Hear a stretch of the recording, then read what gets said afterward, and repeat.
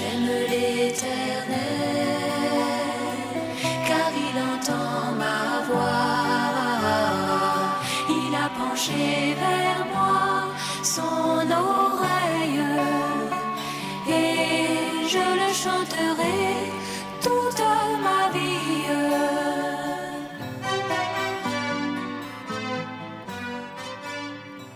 Que Dieu soit béni. Je pense que mon frère est bien habillé maintenant. Beaucoup ne savent pas ce que j'ai fait. J'ai fait tout à l'heure un contrôle simple. Tous les frères qui font la publicité autre chose que Christ, on va les aider à faire la publicité de Christ. Hier, j'ai fait changer les habits des frères.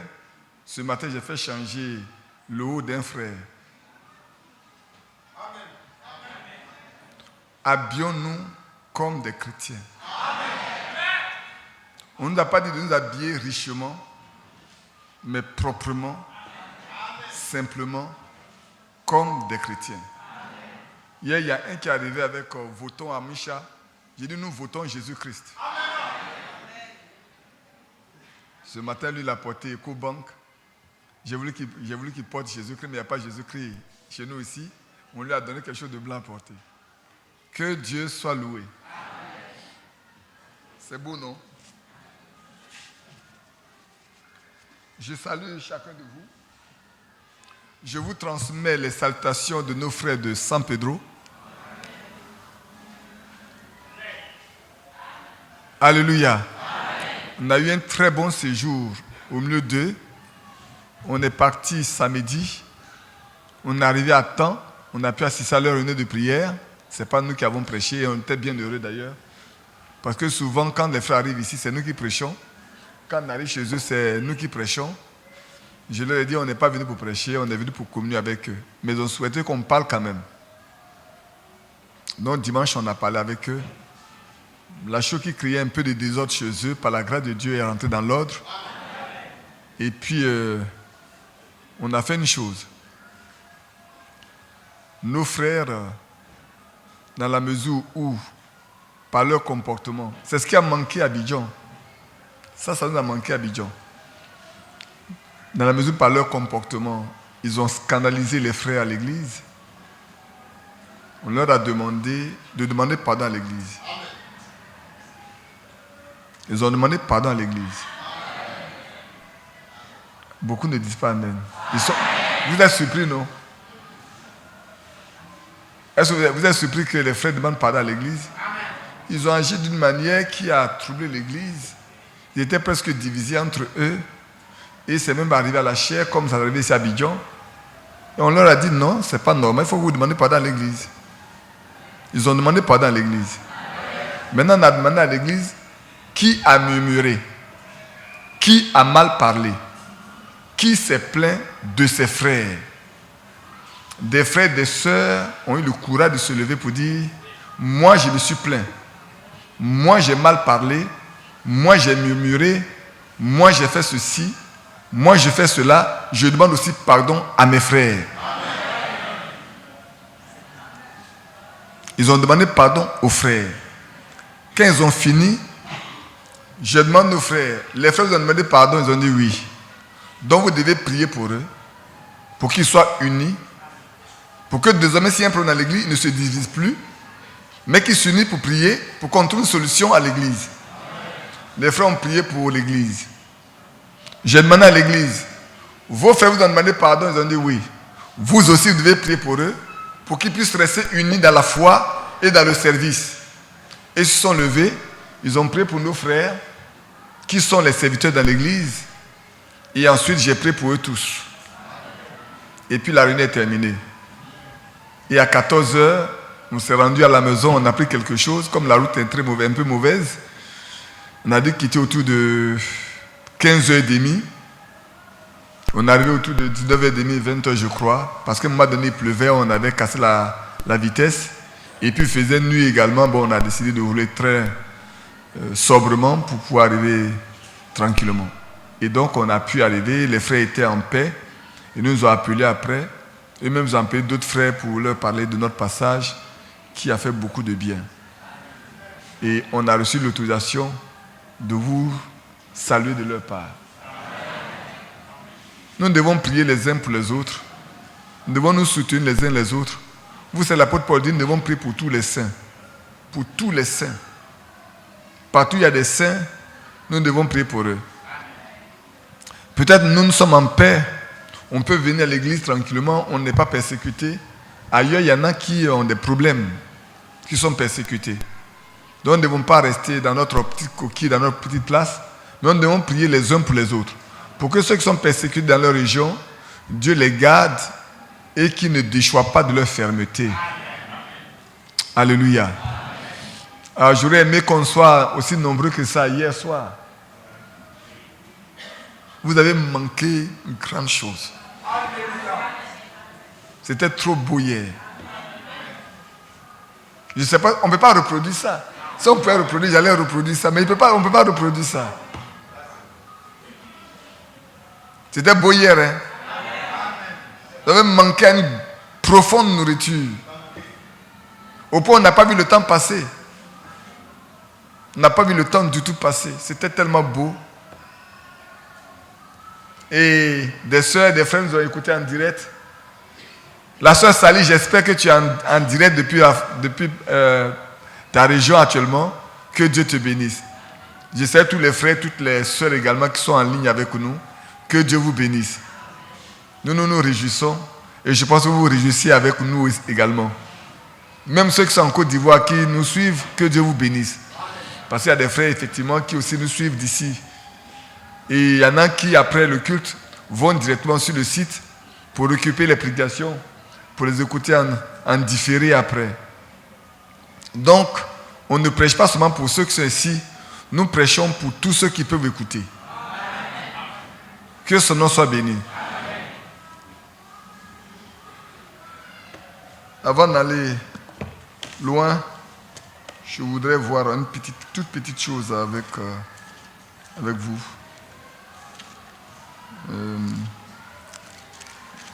Ça serait pas.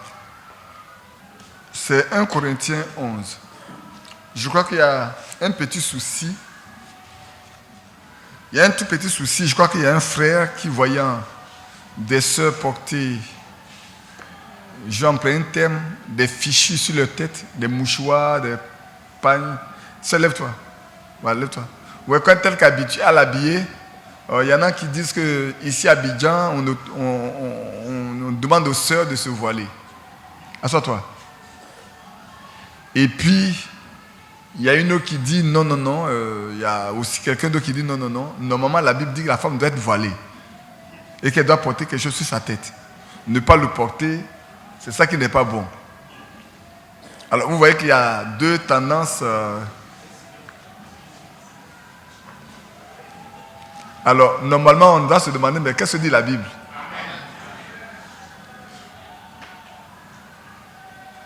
Quand je regarde, mon frère Isaac n'est pas là. Mon frère Mathias est un peu trop jeune par rapport à ça. Je crois que je suis venu avec le frère Abro Clément qui doit être là. Clément, où tu es? Frère Abro Clément, tu as trouvé une place pour t'asseoir dehors bien dedans. Bon, le frère Ali Robert doit le savoir. Le frère Isaac le sait aussi. Ma femme également le sait. Sa femme également. Bon, peut-être il y a d'autres sœurs qui le savent également. Vous savez qu'en Côte d'Ivoire, ce problème de voile a été un problème de doctrine énorme qui avait failli diviser les frères. Qui sait ça? Voilà. Il y a encore beaucoup de frères qui le savent. On me parlait même de la viande étouffée, les animaux étouffés, les voiles. Et c'était assez difficile parce que on venait de divers horizons. Ceux qui étaient baptistes pouvaient croire que le voile dont il est question dans la Bible, c'est quelque chose qu'il faut mettre sur la tête. Et il y en a même qui ont prêté à Frère Branham de dire que c'est pour cela que la femme ne doit pas se couper les cheveux. Parce qu'elle doit mettre quelque chose sur sa tête.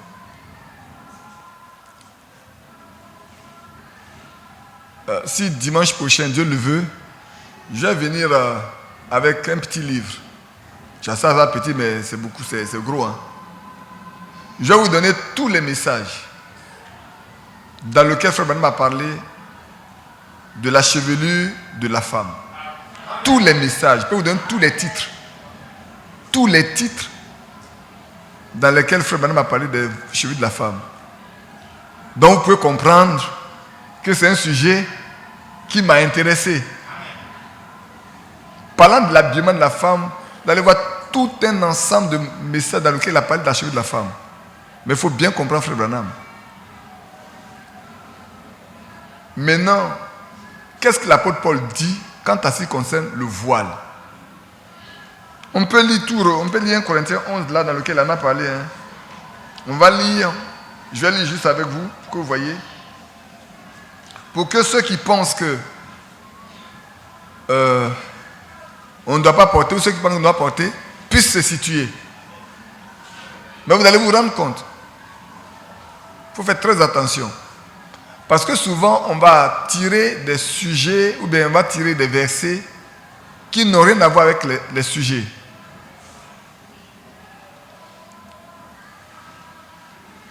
Quelqu'un peut argumenter en disant, mais Rebecca, quand il a vu Isaac dans les champs, elle s'est voilée. Frères et sœurs, ce qui est écrit dans la Bible doit être lu tel qu'elle est écrite. Nous sommes dans l'église du Dieu vivant. Nous parlons de l'église du Nouveau Testament. Et à l'église du Nouveau Testament, il y a des ordres très particuliers que Dieu a donnés. Quand on parle par exemple du lavage des pieds et de la Sainte Seine, dans l'Ancien Testament, l'église de l'Ancien Testament ne fait pas le lavage des pieds comme ça. C'est seulement les sacrificateurs qui rentrent, qui doivent se purifier. Tout le peuple ne va pas. Maintenant, dans la tradition juive, oui, quand tu rentres chez quelqu'un, il y a un esclave pour te laver les pieds. Est-ce que nous on le fait? Quand quelqu'un rentre chez nous, on lave les pieds? Mais dans la tradition juive, comme le frère Isaac est en train de rentrer là, on met quelqu'un devant la porte là-bas, il lave ses pieds avant de rentrer. Il ne rentrera pas sans laver les pieds. Et si vous regardez dans la Bible, je crois que c'est Simon qui a invité le Seigneur Jésus. C'est Simon, pas Simon. Et quand il est rentré chez Simon, vous me fermez tous vos portables.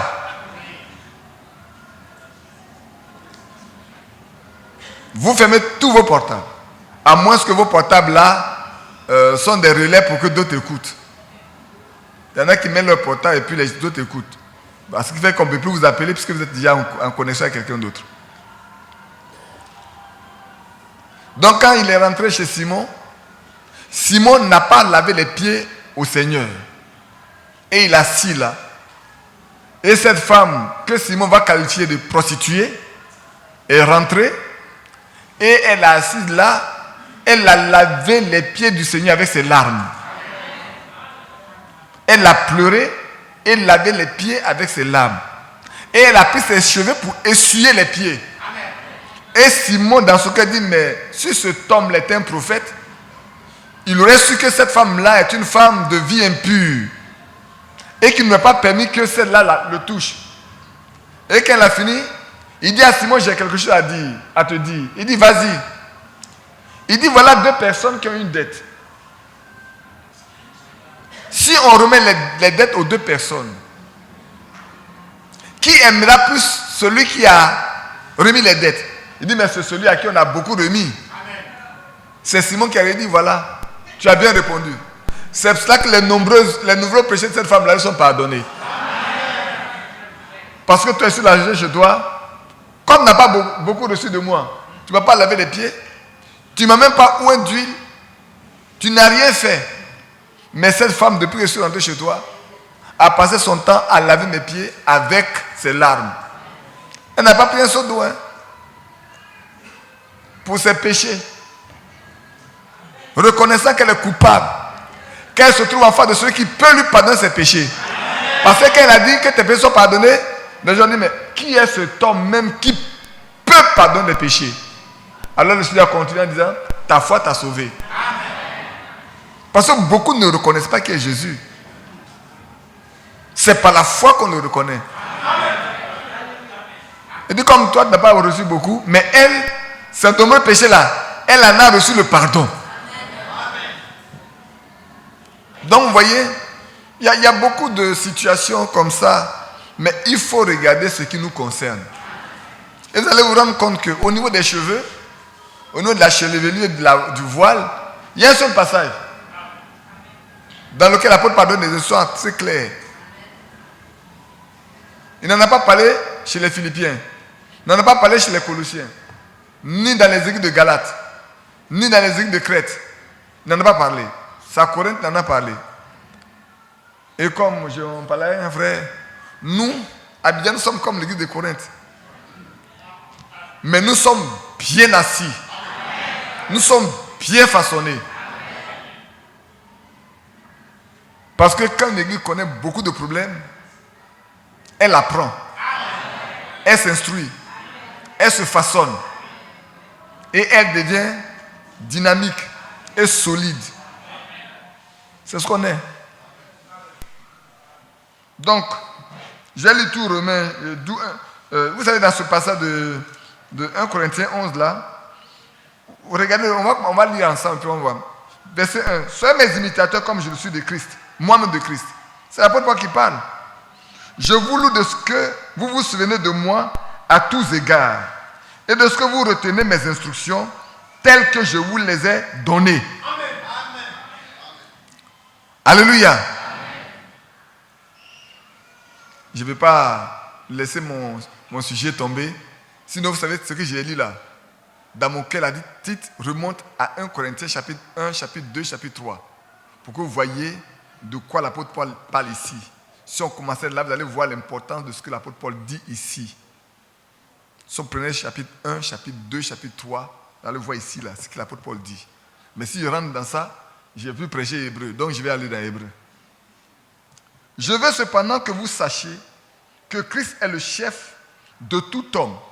Amen. Notez bien, l'introduction de l'apôtre Paul pose ici là est très importante. Vous devez savoir, femmes, frères, l'apôtre Paul parle. Je veux cependant que vous sachiez que Christ est le chef de tout homme et que l'homme est le chef de la femme et que Dieu est le chef de Christ. Amen. Il a établi l'ordre. Tout homme, maintenant voilà le sujet. Il commence maintenant le sujet. Tout homme qui prie ou qui prophétise. Je ne sais pas si vous comprenez. Amen. Tout homme ou toute femme qui prophétise, qui prie ou qui prophétise, la tête couverte. Non, prenons d'abord. Tout homme qui prie ou qui prophétise, la tête couverte, déshonore son chef. Qui est son chef? Christ. Et s'il déshonore Christ, il déshonore Dieu. Qui est le chef de Christ? Donc l'homme n'a pas le droit de prier ou de prophétiser la tête couverte. L'apôtre Paul n'a rien dit de ce qu'on n'attend pas couverture. Est-ce qu'il a dit quelque chose? Il n'a rien dit. Il dit couverte. Toute femme au contraire, qui prie ou qui prophétise, la tête non voilée. Maintenant écoutez bien le mot qu'il emploie ici. L'autre l'a dit couverte. Ici il emploie le mot voilée. Non voilée déshonore son chef. C'est comme si elle était rasée. Il a dit voile. Point final, il n'a rien dit de plus. Maintenant il ne s'est pas arrêté. Il continue de faire son développement.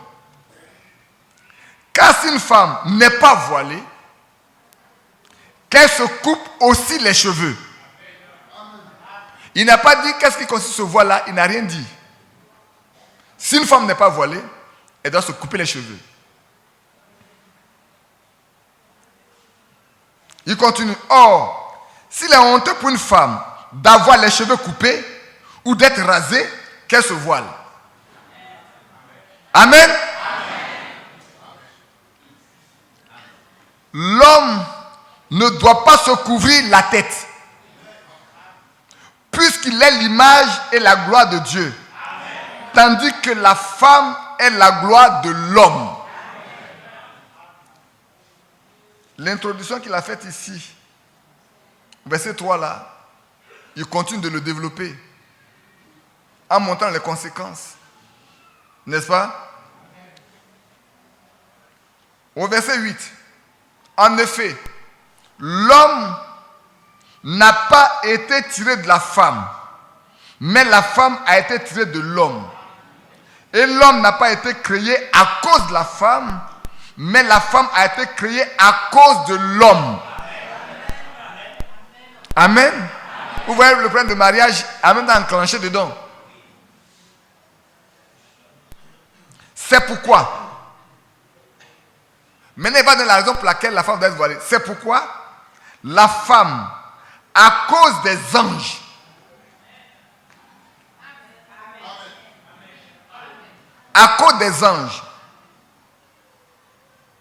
doit avoir sur la tête une marque de l'autorité dont elle dépend. À cause des anges. Maintenant, la fois dernière, quand nous parlons des anges, nous avons parlé des anges en tant que messagers terrestres et messagers célestes. N'est-ce pas? À cause des anges, qui sont à la fois des messagers célestes et des messagers terrestres. C'est pour ça qu'il est parlé de prier ou de prophétiser. Écoutez bien. C'est vrai qu'il est parlé de prier ou de prophétiser. On continue. C'est pourquoi la femme, à cause des anges, doit avoir sur la tête une marque de l'autorité dont elle dépend. Toutefois, dans le Seigneur, la femme n'est point sans l'homme, ni l'homme sans la femme. Car, de même que la femme a été tirée de l'homme, de même l'homme existe par la femme et tout vient de Dieu. Amen. Vous avez compris? De même qu'au commencement, Dieu a tiré la femme de l'homme. De même aujourd'hui, pour naître, il faut une femme. S'il n'y a pas de femme, il n'y a pas de naissance. Jugez en vous-même. Est-il convenable qu'une femme prie Dieu sans être voilée? L'apôtre Paul reçut un thème précis. C'est la prière et la prophétie. Vous voyez à quoi il attache ce problème de voile là? Il attache ce problème de voile à la prière et à la prophétie. La nature elle-même ne vous enseigne-t-elle pas que c'est une honte pour un homme de porter de longs cheveux?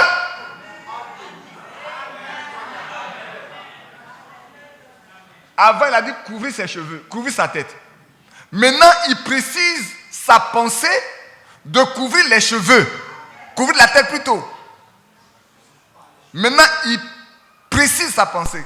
Quand l'apôtre Paul parle de l'homme qui ne doit pas couvrir sa tête, il explique ce que ça veut dire. Il veut dire que l'homme là n'a pas le droit de porter de longs cheveux. C'est ce qui est écrit, hein? Mais c'est une gloire pour la femme d'emporter. Parce que la chevelure lui a été donnée comme voile.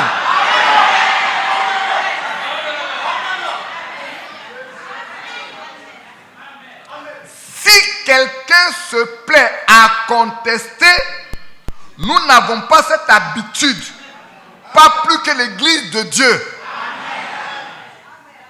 Et l'apôtre Paul dit les églises de Dieu. Pour dire que nous aussi, nous sommes concernés.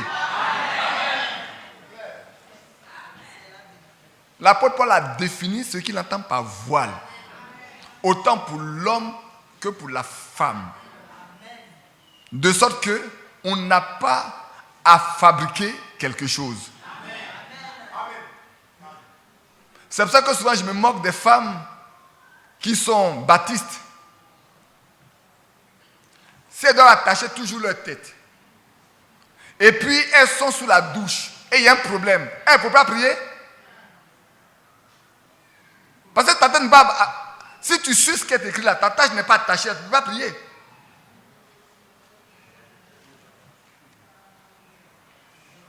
Tu ne peux pas prier. Tu ne peux même pas crier, oh Seigneur, aide-moi. Vous pensez qu'elle dit, Seigneur, aide-moi, c'est pas prier? C'est prière. La prière est une demande. Il y a un accident, Seigneur, sauve-nous. C'est une prière. Mais en ce moment, tu as attaché toujours ta tête. Tu te lèves, ta tête doit t'attacher.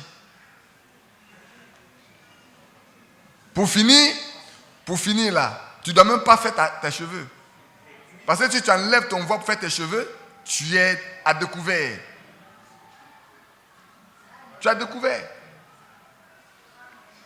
Par contre, celles qui ont des cheveux longs, quand elles prient, elles s'abaissent suffisamment pour que ces cheveux-là tombent et les voilent.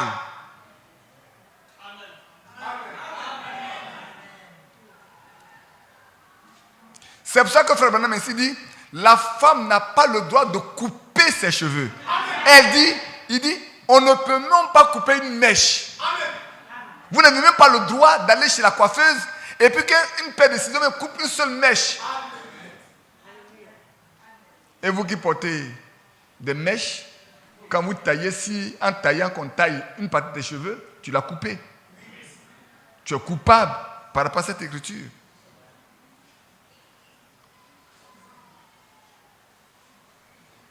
Oui, je vois quelqu'un qui lève la main. Alléluia, que Dieu te bénisse.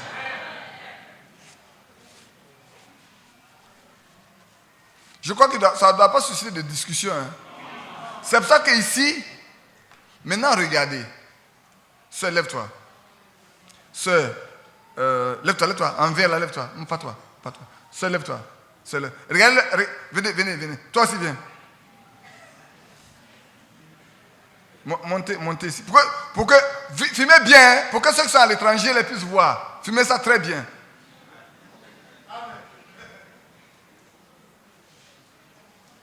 Maintenant ici, vous là, vous trois aussi venez. Passez à droite ici. Vous aussi passez ici. Et toi, tu as un enfant avec toi. Je vais chercher quelqu'un d'autre. Lorenda, viens ici. C'est pas moi qui ai dit, quelqu'un a dit Lorenda, c'est pas moi, c'est de là-bas.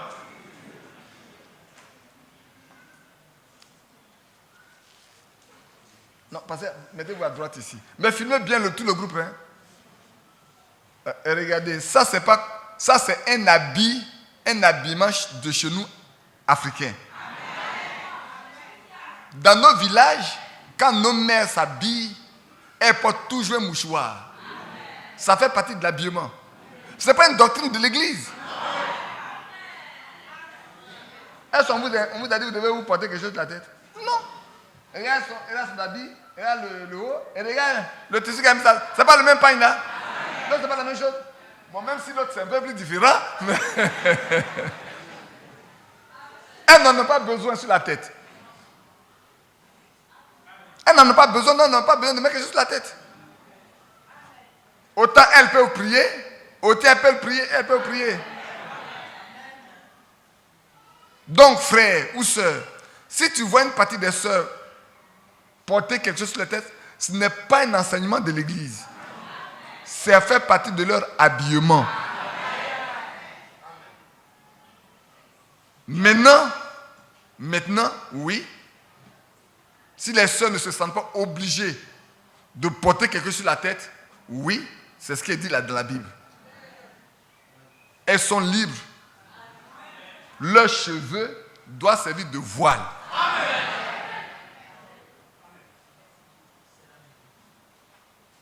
C'est la conclusion. Souvent, il y en a qui restent en haut, ils ne lisent pas la conclusion que l'apôtre Paul a donnée là. C'est la conclusion qui fait la différence. Que Dieu vous bénisse. Amen. Allez vous asseoir. Allez vous asseoir, sœur. Donc, il n'y a pas à se tirer dessus. Hein? À se tirer ici, à se tirer là. Non. Et puis, une conviction doit être fondée sur la Bible. Si vous avez une conviction et qu'elle est contre la Bible, vous devez vous arrêter. Parce que ce qui fait autorité, c'est la parole de Dieu. Dans tous les domaines de notre vie, la parole de Dieu doit faire autorité. Ce qui est écrit est écrit. Et elle doit être obéie. Elle doit être suivie. C'est vrai. Maintenant, pour revenir un peu à... Quand on parle de Rebecca, lorsqu'elle se marie, elle limite un peu ça. Maintenant, je peux en parler. Rebecca vient se marier. Rebecca n'est pas en train de prier. Elle vient se marier à Isaac. Elle le voit de loin, elle se couvre. C'est ce qui imite un peu nos soeurs qui se marient. Quand elle veut se marier, elle porte le voile. Et puis elle dit à leur mari, dévoile-moi. Pour que tu vois ce que je suis. Ça n'a rien à voir avec 1 Corinthiens 11. Ça n'a vraiment rien à voir avec 1 Corinthiens 11. Mais quand vous direz alors, mais vous parlez de Rebecca, pourquoi ne parlez pas de Moïse? Moïse aussi s'est voilé. À un moment donné, Moïse sorti de la présence de Dieu, il était tellement rayonnant que les gens, il était obligé de se voiler. Que direz-vous aussi? En ce moment, je vais être aussi voilé. Non. Restons dans les limites de ce qui est écrit. Et Dieu nous bénira. Amen. Que son nom soit béni. Amen. Maintenant, on peut se lever pour prier et puis passer à notre test.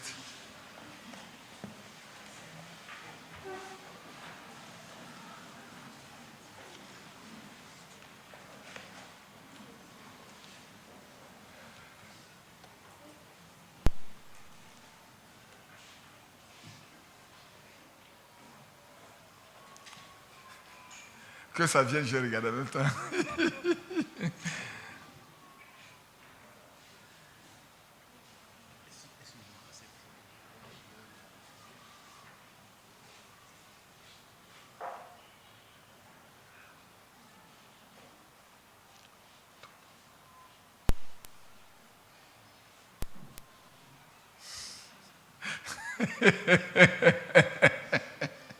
J'en parlerai après. Ce n'est pas pour tout le monde. Prions.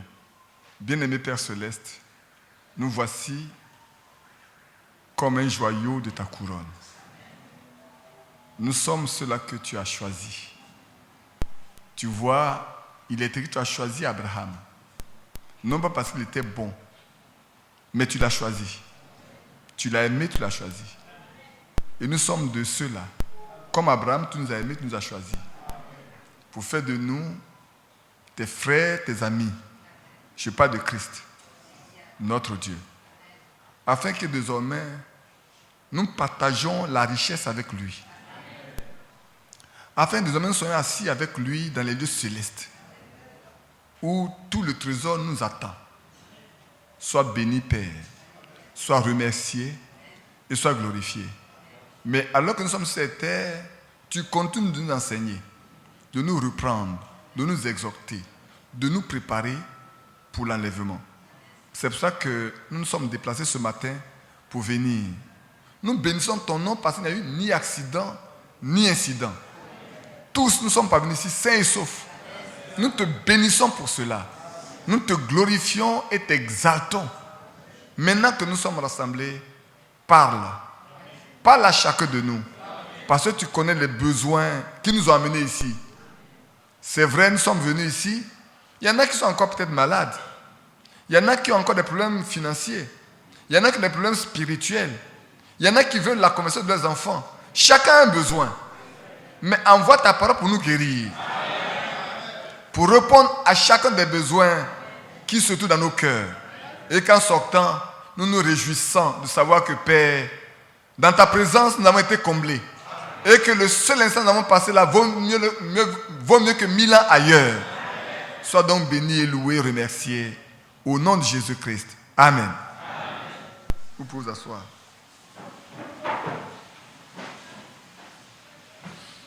Nous reprenons notre test de Hébreu. Je pense que je ne vais pas... Ils ont enlevé la montre, donc je vais remettre pour moi, pour que je puisse voir ça régulièrement. Faire du mieux que je puis. Il est déjà 11 heures, le temps est très avancé. Nous ferons autant que nous pouvons. Nous irons aussi vite que c'est possible. Comme un frère dit, je ne dis pas à quel moment je vais m'arrêter ou combien d'heures je me donne. Mais je pense qu'on doit pouvoir rentrer et déjeuner tranquillement, afin de vous laisser le temps de vous reposer aussi, pour reprendre la route du travail demain pour ceux qui doivent aller au travail. De toute façon, chacun travaille, d'une manière ou d'une autre.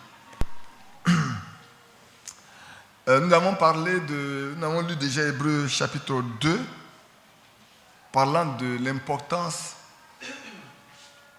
de l'évangile, de cette bonne nouvelle du royaume, du salut que le Seigneur nous a donné, et comment nous ne devons pas mépriser ou nous éloigner, nous détourner de ce message-là, parce qu'un grand jugement est attaché à cela. Nous avons compris également que celui qui est venu mourir à notre place, tout pouvoir lui a été donné. Et que toute domination est placée sous son autorité. De sorte que nous qui sommes, et continue en disant que nous sommes ses frères. Parce que nous qui sommes sanctifiés, et lui qui sanctifie, nous sommes sortis de la même personne.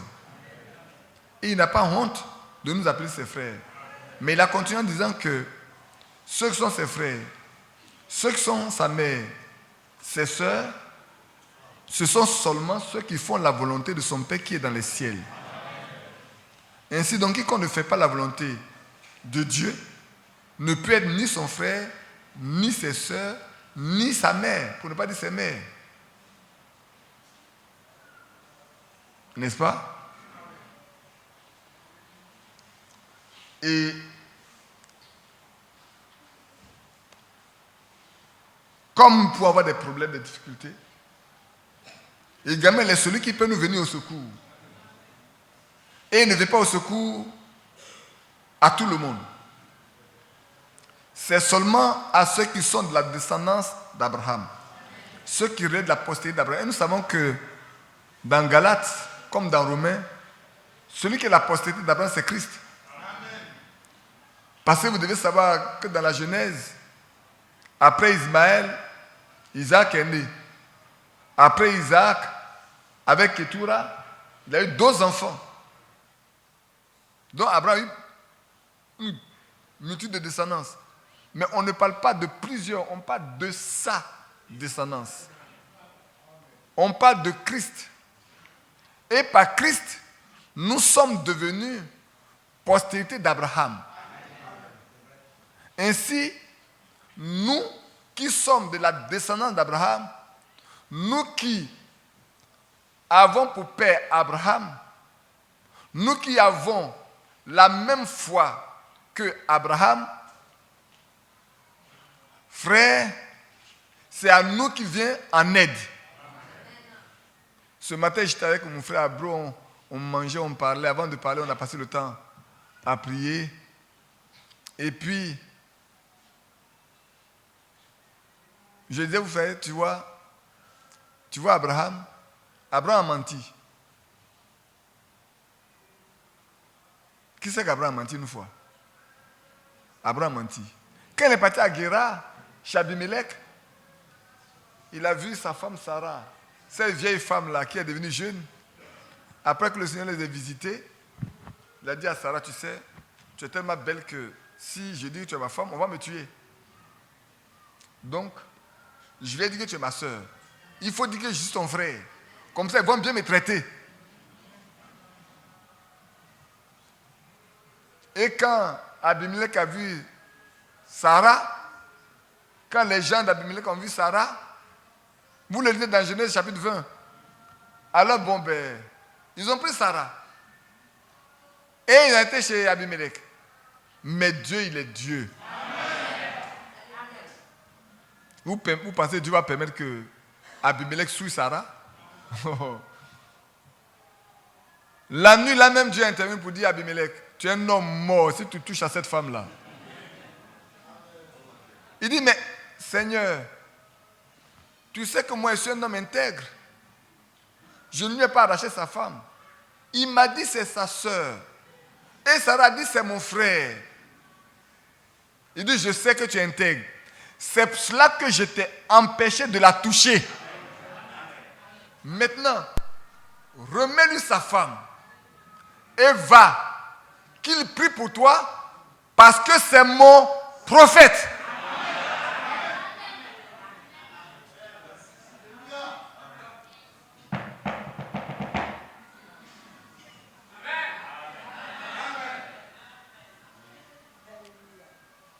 Le menteur, c'est le prophète du Dieu vivant.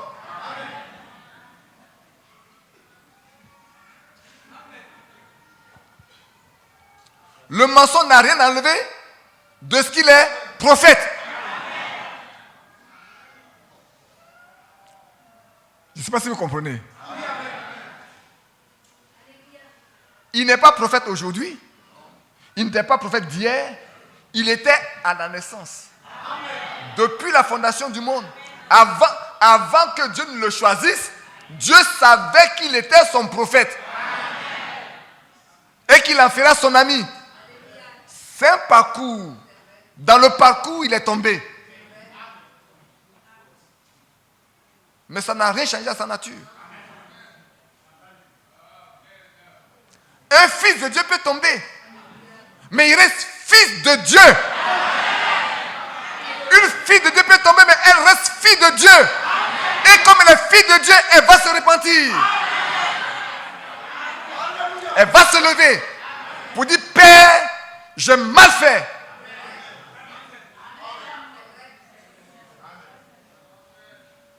C'est pour ça que Christ peut venir au secours de la descendance d'Abraham. Celui qui est descendant d'Abraham, quand il tombe, il crie, lui qui est son frère. Les frères vont au secours de leur frère. Mais lui, il est le frère suprême. Pour cela, il a donné sa vie. Sachant que nous aurons des difficultés, la Bible dit qu'il a donné sa vie. Et l'apôtre Jean dit, qu'est-ce qu'il a dit dans 1 Jean? Comment? Si tu tombes, il y a encore un souverain sacrificateur qui intercède pour toi.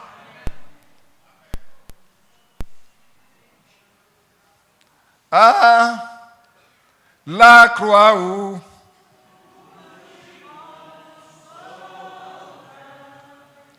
je suis venu briser le dos.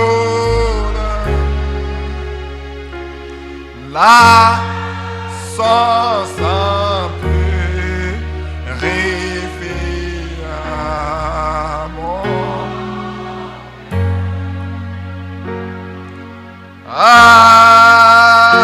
son nom la gloire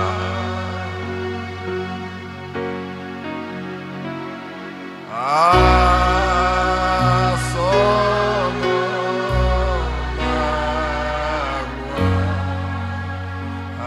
la gloire à son nom la gloire à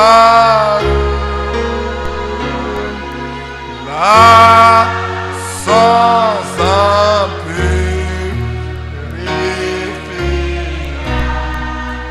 mon cœur à son nom la gloire. Ô fontaine effaçant le péché, ô fontaine effaçant le péché,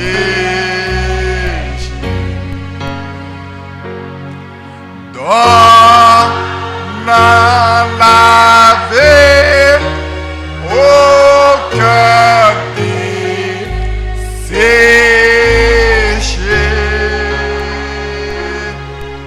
Là, Jésus me retient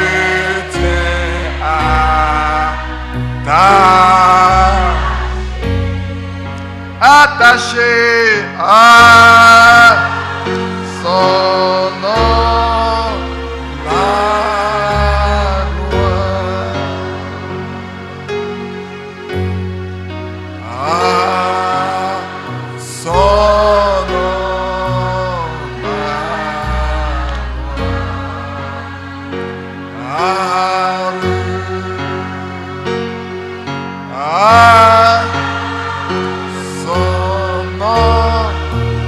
Ah, gloire à Dieu.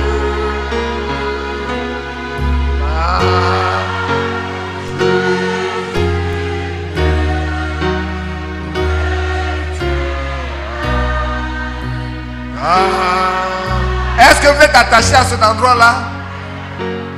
Ah, son nom, la gloire. Cette fontaine de sang coule encore. De sorte que si tu tombes, tu peux te lever et plonger ton âme pour que tu sois lavé. Et le frère maintenant pourrait dire, le sang est là comme un paraclet qui gicle pour intercéder. De sorte que même sous ce sang-là, même quand nous avons commis un péché très grave, Dieu nous regarda au travers du sang de Jésus, ce péché rouge devient blanc. Et nous sommes innocents. Et c'est pour ça que le chrétien ne pêche pas. Parce que dès qu'il tombe, il crie. Dès qu'il tombe, son cœur n'est pas en paix. Il dit, Seigneur, pardonne-moi. Et Dieu ne met pas 2 heures, 3 heures pour accepter le pardon. Dès que ton cœur, dans ton cœur qui saigne, tu dis, Seigneur, pardonne. Alléluia. Il reçoit le pardon. Et tu ressens la paix. Oui, assurément ce n'est pas à des anges qu'il vient en aide, mais c'est à la postérité d'Abraham. En conséquence, il a dû être rendu semblable en toutes choses à ses frères, afin qu'il soit un souverain sacrificateur, miséricordieux et fidèle dans le service, pour faire l'expiation des péchés du peuple. J'ai noté l'expiation, le mot qu'ils ont donné, je l'ai noté ici. Ça veut dire, c'est le châtiment considéré comme une compensation pour le délit qui a été fait. Lui, il a subi le châtiment. En compensation du mal que nous avons fait, lui, il a subi le châtiment pour que nous soyons paisibles. C'est pour ça qu'il y a le propitiatoire. Tu lâches, il y a un lieu où on verse le sang, où Aaron va une fois par an pour répandre le sang, pour obtenir l'expiation du péché, des péchés du peuple. Et Christ, comme souverain sacrificateur, est assis là pour intercéder pour chaque fois qu'un fils de Dieu, qu'une fille d'Abraham tombe et qu'elle crie. Christ offre. Il dit, le sang est déjà offert. Père, pardonne. Parce que j'ai payé pour ça. J'ai déjà offert mon sang. Et toi, tu es racheté. De ton péché, tu es racheté. De la condamnation, tu es libéré. C'est pour ça que Paul, le même Paul dit, il n'y a plus de condamnation pour ceux qui sont en Christ. Et le secret, frère, c'est d'être en Christ. Quand tu es en Christ, il n'y a point de condamnation pour toi. Alléluia. C'est là le secret. Mais celui qui est hors de Christ, la condamnation subsiste. Mais quand tu es en Christ, procès d'Abraham, oh, tu as une garantie. Une garantie éternelle. Je dis bien une garantie éternelle, une sécurité éternelle. Maintenant, quelqu'un m'a dit, aïe, oh là là, frère m'a dit que, à partir de maintenant, là, je peux vivre comme je veux parce que j'ai une garantie éternelle. C'est que tu n'as jamais expérimenté le salut. Ceux qui expérimentent le salut, ils fuient le péché. Ils haïssent le péché. Ils se détournent du péché. C'est pour ça que le péché pour lui est un accident.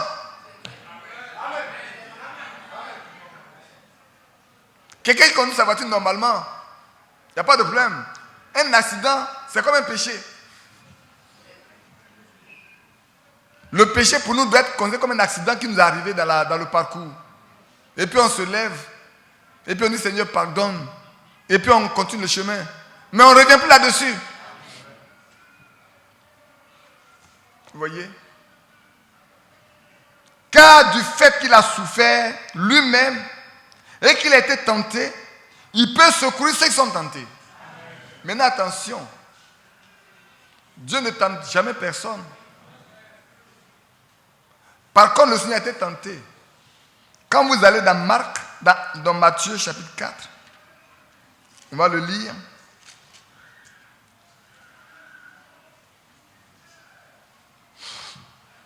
Alors, verset 1, alors Jésus fut amené par l'Esprit dans le désert pour être tenté par le diable.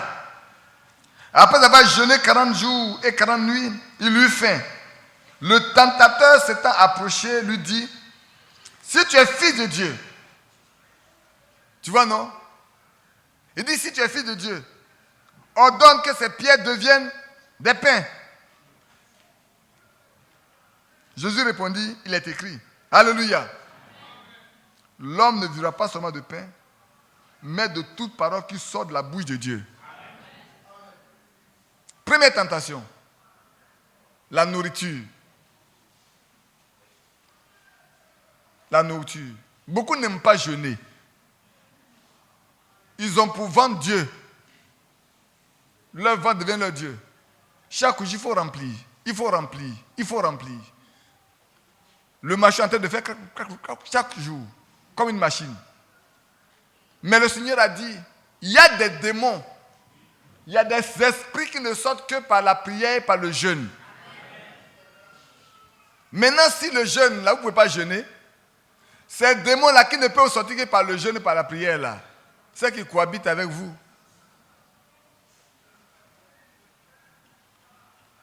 Ah, vous voulez habiter avec eux. Ils vont être toujours là.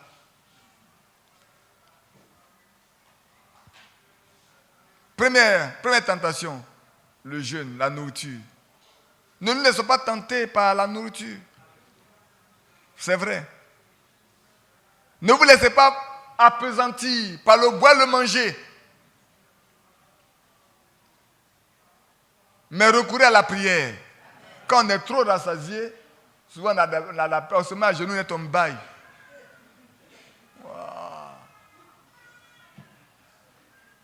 Tu pries, par exemple, tu t'arrêtes, tu ne sais même pas ce que tu dis. Tu te surprends, qu'est-ce que tu as dit là? Tu es fatigué. Deuxième tentation. Le diable le transporta. Regardez bien. Il est écrit, le diable le transporta. Lui, notre frère, le Fils de Dieu, le diable même l'a pris. Il l'a transporté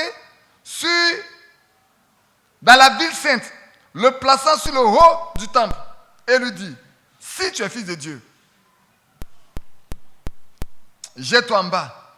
Qu'elle est écrit? Il donna des ordres à ses anges à ton sujet et ils te porteront sur les mains. Se faire voir. Ceux qui aiment se faire voir, pensant qu'ils sont, on est quelqu'un, on aime se faire voir. Vous savez ce que j'ai dit à San Pedro hier, j'ai dit aux frères. Alors qu'on est en train de régler le problème où les frères sont en train de présenter les excuses, il y a un qui s'est levé, qui a commencé à justifier un frère, menacer les autres frères, parlant. Parce que ce frère, il a fait tant, il a fait ceci, il a fait cela. Le temple, c'est lui qui a fait ceci, il a fait cela. Quand il a fini, je me suis levé et dit, frère, je ne suis pas d'accord avec ce que tu dis. Quand nous arrivons ici, ou quand nous devons arriver ici, nous devons faire une chose. Tu es riche. Tu es grand. Tu es important. Tout ce que tu es là, au moment où tu sors de ta maison, tu laisses ça devant ta porte. C'est pour ta maison. Ce n'est pas pour l'église du Dieu vivant. Tu laisses ça là-bas. Tu viens comme un simple homme. Tu arrives ici, tu es même chose que tout le monde. Si tu as donné des milliards pour construire l'église, ça ne fait pas de toi de quelqu'un d'important. Tu ne peux jamais te fonder dessus pour dominer qui que ce soit, pour réclamer qui que ce soit. Ça reste là-bas. C'est pour ça que la venue de Jean-Baptiste est important. Souvent, on ne comprend pas quand on dit qu'il est venu pour aplanir le sentier. Il est venu pour aplanir. Pourquoi? Il y a les vallons qui allaient être rehaussés, n'est-ce pas? Et les coteaux qui allaient être rabotés. Il y en a, dans la vie, il y en a qui sont comme ça. Et puis il y en a qui sont comme ça. Mais quand on arrive ici, là, ceux qui sont comme ça, là, on les ramène comme ça. Et ceux qui sont comme ça, là, on les ramène comme ça, de sorte qu'on est tous au même niveau. Christ est tout en tous. Il n'y a pas de Bété. Il n'y a pas de Dida. Il n'y a pas de Yakuba. De Baoulé. De Guéré. De Mossi. De Groussi. De quoi encore? D'Atché. De Mbato.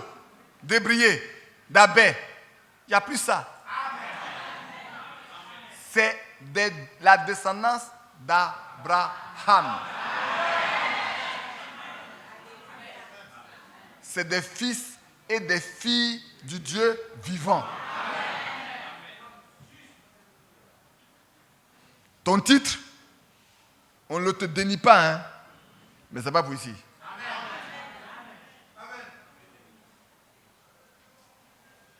Le titre. Parce qu'on ne va même pas aller en bas là, le titre. Mais en bas là-bas, là, on va aller avec la nature de Jésus. Qui croit à ça? Est-ce que vous êtes sûr que vous croyez à ça? D'accord. Vous savez, Élisée même mort restait prophète. Élisée mort était prophète. Quand on est parti pour enterrer quelqu'un, et puis on a vu des pirates en train de venir, ils ont jeté le mort là. Il est tombé dans une fosse, dans une tombe. C'était la tombe d'Élisée. Et les os d'Élisée étaient là. Dès qu'il a touché les os d'Élisée, la vie est rentrée en lui. Il s'est levé. Vous voyez le décès? Les gens ont peur des pieds courts et le mort ressuscité derrière eux. Après, à la vérité, il fuit qui?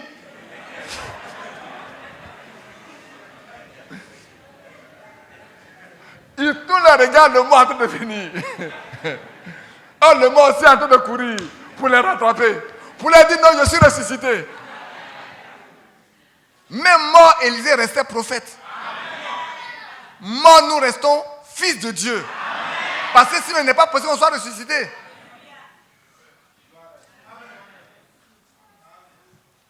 La mort n'a pas changé la nature de Job. Ça n'a pas changé Jacob, Joseph, Abraham, David. Ça n'a pas changé leur nature. David était Samuel. Élisée, parce qu'Élie les beautés. Jérémie, ça n'a pas changé. Daniel, ça n'a pas changé. Non. Frère, la mort ne change rien dans ce que nous sommes. Si on meurt pécheur, ici, là, si on reste pécheur, qu'on meurt, on demeure pécheur. Si on meurt en étant saint ici, on est saint pendant tout le temps. Donc, les pans là, on n'en a pas besoin ici. Jésus lui dit, il est écrit, tu ne tenteras point le Seigneur ton Dieu. Troisième, le diable le transporta encore sur une haute montagne très élevée, lui montrant tous les royaumes du monde et leur gloire. Le dit d'avoir de l'argent, c'est fait important. Avoir la gloire.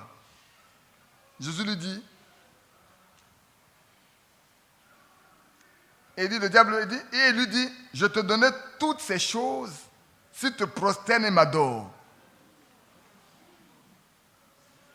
Frère, l'argent là, la poursuite de l'argent amène à faire des bêtises. quand on poursuit de l'argent, on commet beaucoup de péchés. On est entraîné à des choses sales. Malheureusement, en cette fin des temps, soit je regarde nous tous, beaucoup de frères se lancent dans des affaires qui vont faire souffrir leur âme. Frère, je vous le dis, vous courez après l'argent va toujours fuir. Mais je vais vous dire une chose. Si Dieu ne vous a pas destiné à être riche, vous allez courir toute votre vie, vous ne l'aurez pas du tout.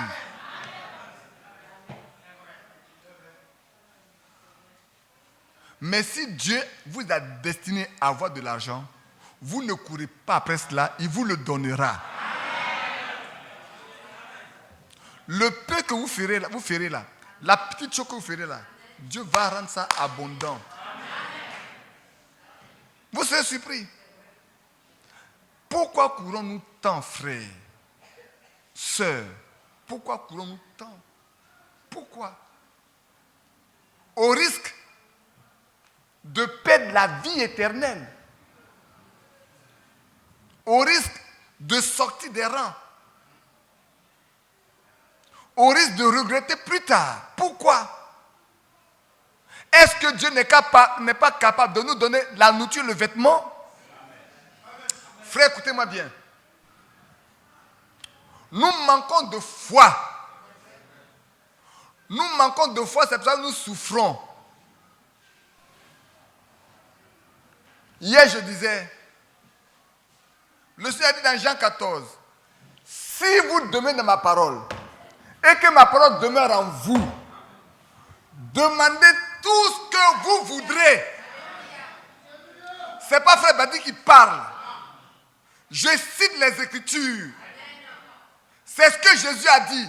Ou bien Jésus est un menteur, alors on s'en va à la maison. Ou il est la vérité, alors on croit et on bénéficie de ça.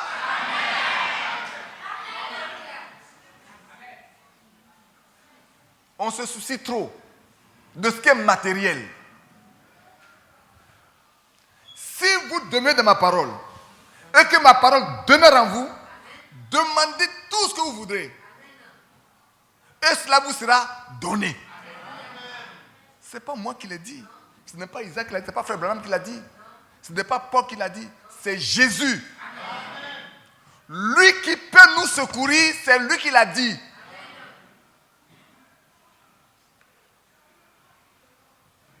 Pourquoi ne voulons pas expérimenter ce que Dieu dit? Pourquoi ne voulons-nous pas expérimenter la Bible? Mon frère disait ce matin, frère, on souffre parce qu'on manque de foi. On n'obéit pas. Si on était obéissant, on ne souffrirait pas. Maintenant, je reviens un peu en arrière. Prenons, je n'avais pas pensé à ça. Je n'ai pas voulu aller dans ce sens, mais revenons un peu en arrière. Prenons Abraham. Qui l'a béni? Qui lui a tout donné? Maintenant, frère,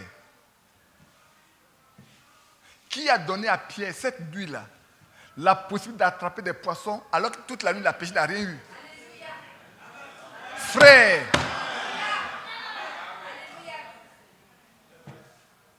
tout est à notre portée. Toute la terre est à votre portée. Tout. Frères, sœurs, tous les biens de la terre sont à votre portée. Mais nous manquons de foi. Nous manquons d'obéissance à ce que Dieu a dit. Et nous pensons que par nos efforts, nous allons engranger quelque chose. Mais c'est faux.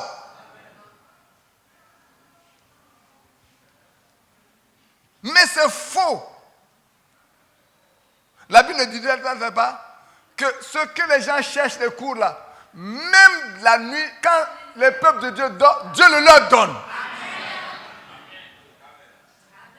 Mais pourquoi nous courons tant? Moi, je vous pose la question ce matin. Je ne vais pas aller loin. Je ne suis même pas allé loin dans ce que je voulais dire. On n'est même pas encore arrivé au chapitre 3. Je vais vous aborder le chapitre 3 ce matin.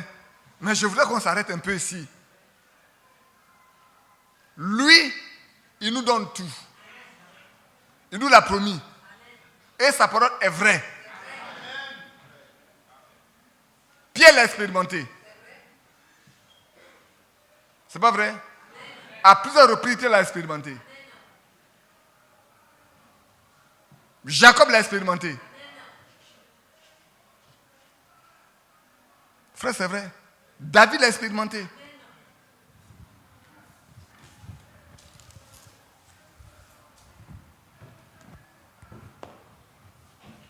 Le tourneau l'a expérimenté. Celui qui a écrit Dieu dirige mes affaires. Aujourd'hui, les gens écrivent n'importe quoi sur le taxi. Dieu dirige mes affaires. C'est des voleurs. Il donnait 90% de ses revenus à Dieu. 90% de ses revenus, il garde 10% pour lui. Alors que dans les années 1900, 1902, 1929, il y avait des crises partout dans le monde. Cet homme ne connaissait pas de crise dans sa société. Il payait sa dîme d'abord avant de payer ses impôts. Mais aujourd'hui, nous sommes des voleurs. Quand nous avons des affaires, on ne paie même pas la dîme. On fait des affaires, mais on ne paie pas la dîme. On a des salaires, mais on ne paie pas la dîme. Et même on discute avec Dieu. Est-ce qu'il faut payer sur le net? Est-ce qu'il faut payer sur le brut? Mais qu'est-ce que vous entendez par le net, le brut? Vous entendez le brut, le net, vous entendez, qu'est-ce que vous entendez dedans? Il n'y a pas de tableau. J'allais vous écrire. Moi, je suis financier. Hein. Ça, là, je connais. Ici, là, je me débrouille. Mais l'autre, là, c'est ce que j'ai appris à l'école. Si j'avais un tableau, j'allais vous écrire, vous calculez, vous allez voir. Pour vous montrer que quand vous calculez sur votre net, là, vous êtes des voleurs. Amen. C'est Dieu qui vous voulait tromper. Voilà pourquoi vous pleurez. Votre salaire, c'est le brut. C'est la totalité. Dedans, là, l'État dit, me paye un impôt. Pour l'État, vous ne rechignez pas. Vous payez. Vous dites, je vais avoir une assurance. C'est vous qui avez décidé de avoir une assurance. Et puis votre société n'a qu'à couper, il coupe. Vous dites, vous voulez avoir une retraite. Et vous dites, à 5 il faut couper, il coupe. Et puis c'est ce qui est en bas là. Vous dites, Dieu, ça l'a payé 10%.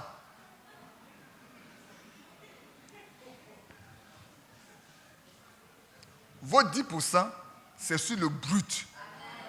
Avant qu'on ne déduise vos impôts, avant qu'on ne déduise vos cotisations CNPS, avant qu'on enlève vos dettes, vous devez aller pour Dieu d'abord.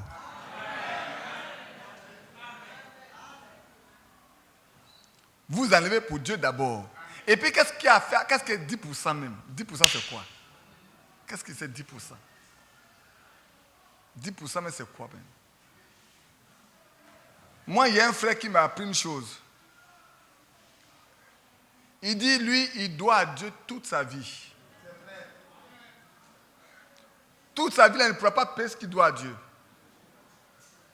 Et moi aussi, je suis d'accord avec lui. Toute ma vie, je ne pourrais même pas payer même millième, un millionième, mais je ne peux même pas payer à Dieu. Ce que je dois à Dieu là, même le millionnaire, je ne peux pas payer. Donc si j'ai la possibilité de donner un peu d'argent pour l'œuvre de Dieu, je me réjouis que Dieu me donne les moyens de le faire. Donc je n'ai pas de calcul à faire avec Dieu. Mais ne grugeons pas Dieu. Parce que nous manquons de foi. Comme nous pensons que Dieu n'est pas capable de résoudre nos problèmes, nous voulons résoudre nos problèmes nous-mêmes. Dieu, tu es trop gourmand. Il faut te contenter de ça. Hein? Moi, il y a trop de problèmes. Hein? J'ai gardé ça. Et puis vos problèmes ne finissent pas. Vos problèmes ne finissent pas. Parce que vous voulez tricher avec Dieu. Ce n'est pas écrit dans la Bible. Éprouvez-moi. Mais pour éprouver là, apportez dans ma maison de la nourriture. Apportez tout ce qui est nécessaire dans ma maison. Éprouvez-moi de la sorte. Et vous verrez, frère, qui a fait et puis Dieu n'a pas répondu. Et vous verrez, si moi Dieu, l'Éternel, celui qui est le Créateur, celui qui domine sur tout, celui qui appelle à l'existence les choses qui n'existent pas, si je ne suis pas capable d'ouvrir le ciel, ouvrez les éclous des cieux pour vous, pour que des choses qui vous manquent là, vous puissiez la voir même, sans rien faire.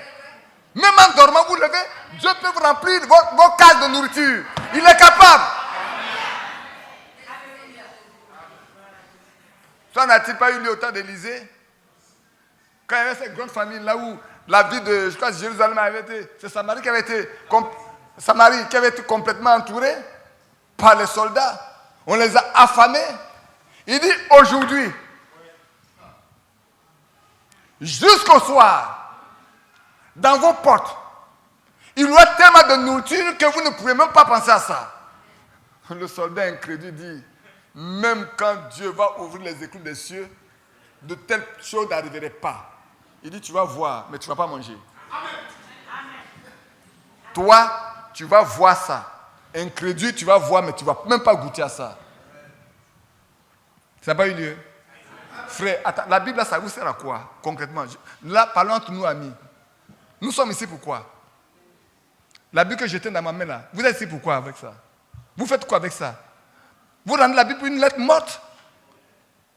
Vous faites de ce que Dieu dit là, quelque chose de mort. Frère, c'est ce que nous faisons. Nous faisons de notre Dieu là quelqu'un qui n'est pas capable. Nous sommes les plus misérables. Nous sommes les plus misérables. Nous courons avec le monde derrière ce qui court. Alors que Dieu est capable de nous donner ce dont on a besoin. Le monde devait nous envier. Et c'est nous qui envions le monde.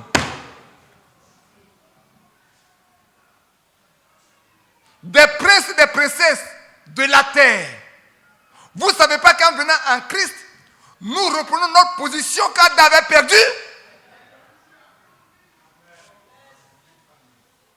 Amen. Dieu nous repositionne là, dans le rôle, dans la position qu'on a perdue, c'est là où il nous replace.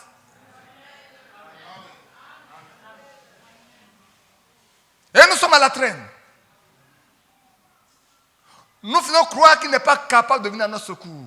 Et pourtant nous lisons que c'est lui qui peut venir au secours de la postérité d'Abraham. Frère, je vais m'arrêter là. Ce matin, on ne va pas aller loin.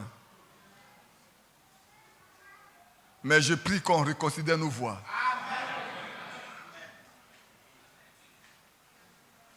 Je prie vraiment qu'on reconsidère nos voies en sortant d'ici, qu'on tombe à genoux.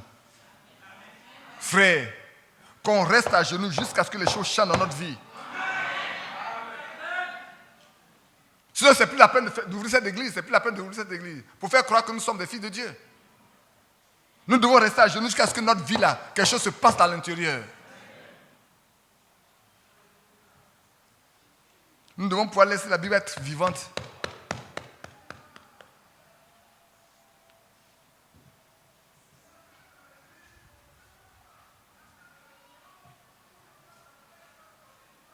Et il lui dit, je te donnais toutes ces choses. Si tu te procèdes, m'adore. Jésus lui dit, retire-toi, Satan. Car il est écrit, tu adoreras le Seigneur, le Dieu, ton Dieu, et tu le serviras lui seul. Amen. Satan, retire-toi. Amen. Satan, je te donne, retire ta main de la vie de mes frères. Amen.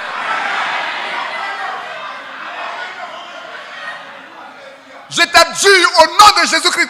Tu retires ta main désormais de la vie de mes frères et de mes sœurs.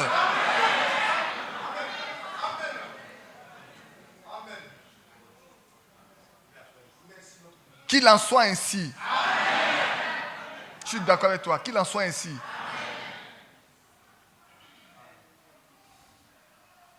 Longtemps, vous êtes restés sous sa domination. Ce n'est pas possible que ça continue.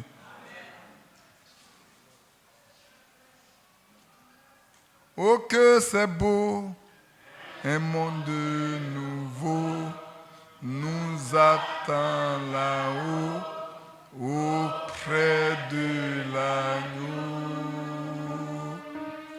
Christ notre roi, sur nous régnera, et dans sa douceur séchera nos pleurs. Sous son regard ayant notre part, à la joie du Maître, il nous fera naître.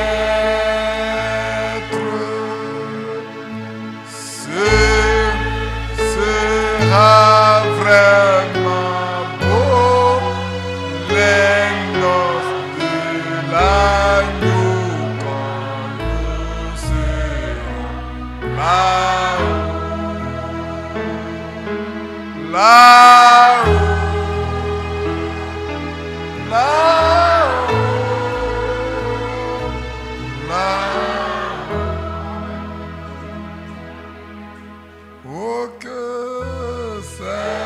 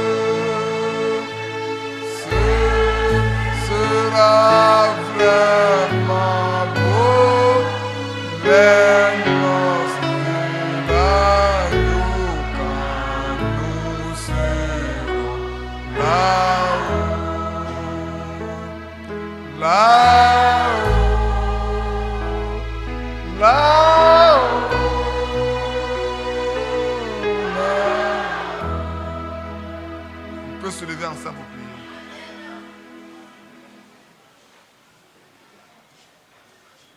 Père Céleste, nous l'avons demandé dès le départ, que nous sommes venus dans ta présence et demandons que tu nous parles. Amen. Tu nous exhortes. Amen. Tu nous reprennes, tu nous censures. Amen. Tu envoies ta parole pour nous guérir. Amen. Nous croyons que tu l'as fait. Amen. De tout mon cœur, je crois que tu l'as fait. Amen. Pour moi-même, pour mon frère, pour ma soeur. Sois béni. Sois béni et fasse que cette parole-là prenne vraiment vie en nous. Amen. Que cette parole, nous avons lu dans de Jean, si ta parole demeure en nous, et si nous demandons ta parole, que tout ce que nous voudrons, nous devons le demander, tu nous le donneras. Amen. Que cela soit concret dans la vie de tes enfants. Amen. Laisse-nous être un avec ta parole. Amen. Apprends-nous à être un ta parole. Amen. Que nous ayons la même nature que toi. Hier, nous avons chanté ce cantique. Être comme Jésus. Nous voulons être comme toi. Nous voulons avoir la même nature que toi. Nous voulons être obéissants comme tu étais obéissant. Seigneur, ce matin, nous le demandons encore. Rends-nous obéissants en toutes choses comme tu l'as été. Afin que, de même que le Père t'a toujours exaucé, nous sommes toujours exaucés. Merci pour cette matinée. Merci pour ces paroles. Guéris-nous. Guéris-nous complètement. Amen. Dans tous les sens. Guéris-nous au nom de Jésus-Christ. Amen. Pour vous asseoir. Je vais laisser la place à notre frère Mathias. Mon frère, allez, on va se voir. Dieu soit loué. Amen. Est-ce qu'on est heureux? Amen. Oui, heureux. Celui qui lit, ceux qui écoutent et tous ceux qui gardent. Parce que lire, c'est bon. Écouter, c'est bon. Mais il faut couronner cela par garder. Garder dans le sens d'obéir. Garder dans le sens de pratiquer. Amen. C'est là qu'on est heureux dans notre activité, la marche avec Dieu. Que le nom du Seigneur soit loué. Ne suivons pas comme ça, mais marchons vraiment avec Dieu, comme nous l'avons entendu hier. Amen. Amen. Pour ceux qui prennent des notes, si vous demeurez à moi que ma parole demeure en vous, c'est dans Jean 15. Dans la citation, il a parlé de 14. Mettez 15. Amen. À partir du verset 7.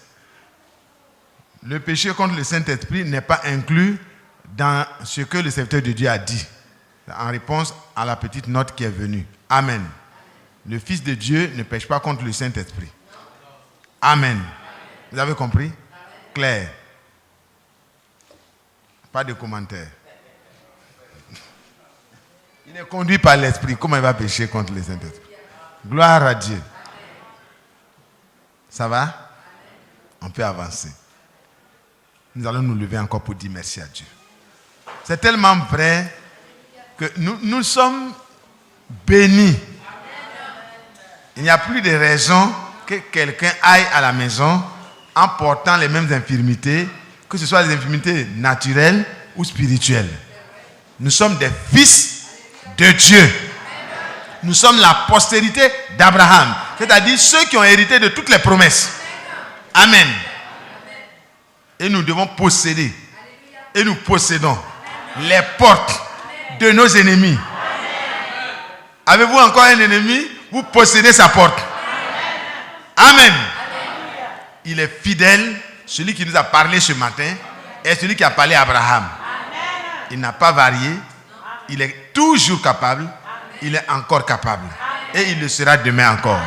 Remercions-le, louons-le, adorons-le, parce qu'il mérite, après nous avoir parlé ainsi. Prions. Notre Père et notre Dieu, que ton nom soit béni. Que ton nom soit loué. Que ton nom soit loué. Oh notre Dieu, d'éternité en éternité. Merci Seigneur. Merci Dieu de Dieu. Merci Dieu de nous. Merci. Oh, glorieux Seigneur. Magnifique Jésus. Merci Seigneur. Alléluia. Les bontés de l'Éternel ne sont pas épuisées. Il a été bon pour nous ce matin encore. Chantons-le de tout notre cœur. Ne sont pas à leur terme, elles se renouvellent chaque matin, elles se renouvellent chaque matin. Les bontés de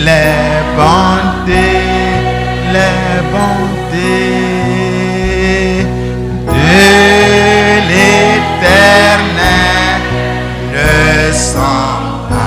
elles ne sont pas épuisées. Dieu est prêt à te manifester sa bonté encore ce matin. Aie confiance en lui seulement. Pas à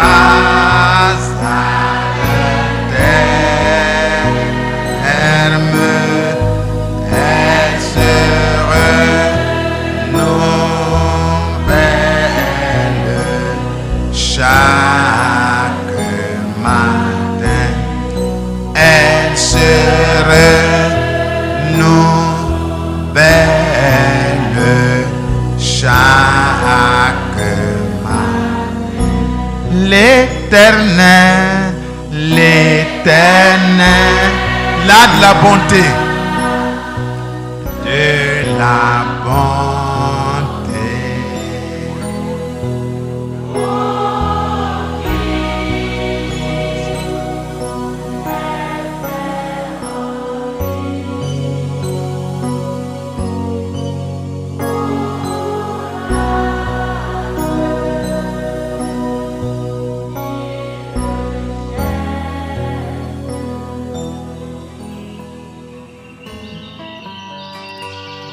J'aime l'Éternel, car il entend ma voix.